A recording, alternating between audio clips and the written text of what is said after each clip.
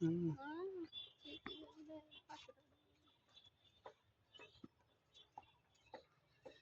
এই বাগানটা আরো বড়। এই বাগানটায় আবার মাঝখান দিয়ে খুব সুন্দর করে রাস্তা করা আছে।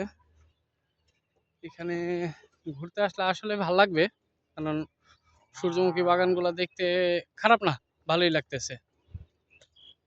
এই যে দেখেন, বিশাল বড় বাগান, বিশাল বড়। খুলনার মধ্যে যারা আছেন তারা এখানে ঘুরতে আসতে পারেন, খুব ভালো লাগবে আশা করি। এই বাগানটা মোটামুটি খুব সুন্দর করে পজিশন করা।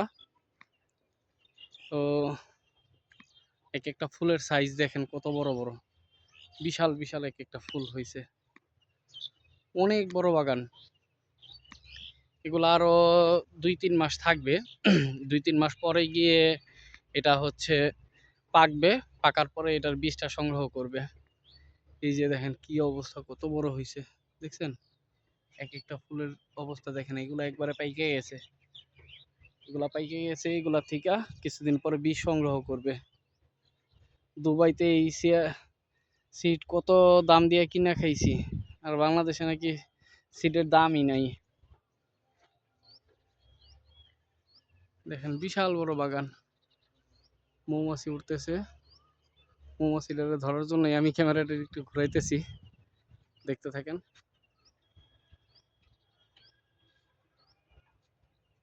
চমৎকার জায়গা, চমৎকার।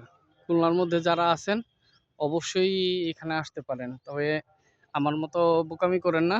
আমি রোজার মধ্যে দুপুরবেলা এসেছি, ভাবছিলাম যে দুপুরে গিয়ে ঘুরে আসি, কিন্তু এখানে রোদের তাপটা একটু বেশি, তাই আসবেন হচ্ছে বিকেলের দিকে। আসর নামাজের পরপর দিয়ে যখন রৌদ্রটা কমতে থাকবে, ঠিক সেই সময়টায় আসবেন, খুব ভালো একটা ভিউ পাবেন এবং মন জড়ানোর মতো একটা আনন্দ পাবেন এখানে। চমৎকার পরিবেশ। এই যে দেখেন কেমন করতেছে।